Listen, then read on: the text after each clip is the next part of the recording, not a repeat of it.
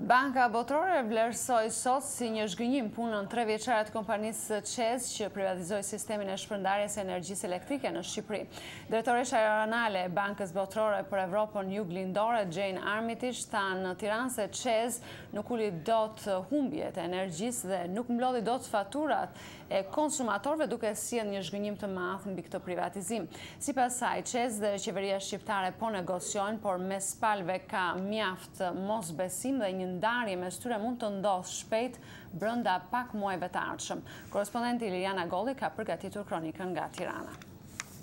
Banka Botërore deklaroi sot se është shumë e zhgënjur nga kompania e shpërndarjes së energjisë ČEZ dhe se marrëdhëniet e saj me Shqipërinë në këtë privatizim pritet të mbyllen me divorc brenda pak muajve të ardhshëm. Kështu deklaroi sot në Tiranë Jane Armitage, drejtore rajonale e Bankës Botërore për Evropën Juglindore. We are extremely disappointed at the outcome of the privatization of electricity distribution.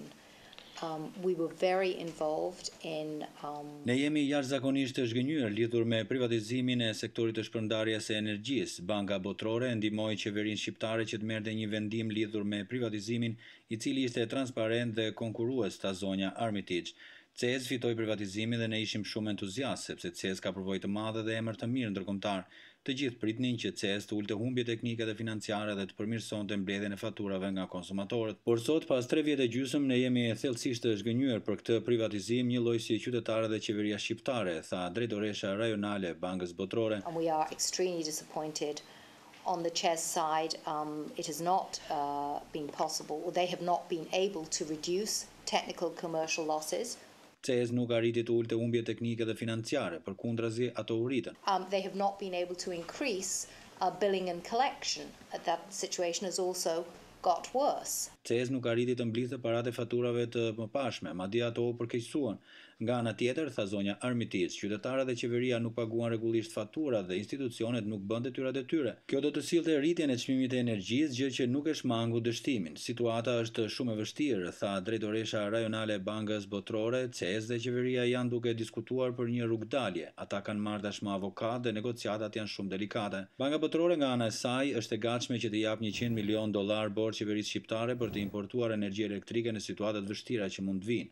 Ne kemi nxitur qeverinë dhe ÇEZ-in, tha zonja Armitage, të zgjidhin mosmarrëveshjet gjatë gjithë vitit fundit. Janë bërë kaq shumë takime për këtë. And at this point, this is a marriage that is now headed for divorce. But you are right that the issues remain the same. Nga të dyja palët ka shumë mosbesim, tha zonja Armitage, dhe mendoj se në pikën e tanishme kjo lidhje ngjan me një martesë që i ka ardhur dita për divorc. Por problemet mbeten të njëjta: rritja e çmimit të energjisë, mbledhja e faturave, investimet themelore për të shmangur humbje teknike dhe financiare. Të gjitha këto janë sfida për kompaninë e re që do të pasojë ÇEZ-in, por përveç ÇEZ-in koha ka mbaruar. Nuk u arritën marrëveshje me qeverinë dhe pas pak muajsh divorci po vjen mes tyre. Ndërsa për ekonominë shqiptare në përgjithësi, sipas Bankës Botërore, sfidat janë forcimi i sektorit publik, përmirësimi i situatës ekonomike, vazhdimi i reformave strukturore, ulja e borxhit publik dhe shlyerja e detyrimeve shumëvjeçare ndaj kompanive private që kanë bërë ndërtime publike. Për Zërin e Amerikës, Liliana Golli, Tiranë.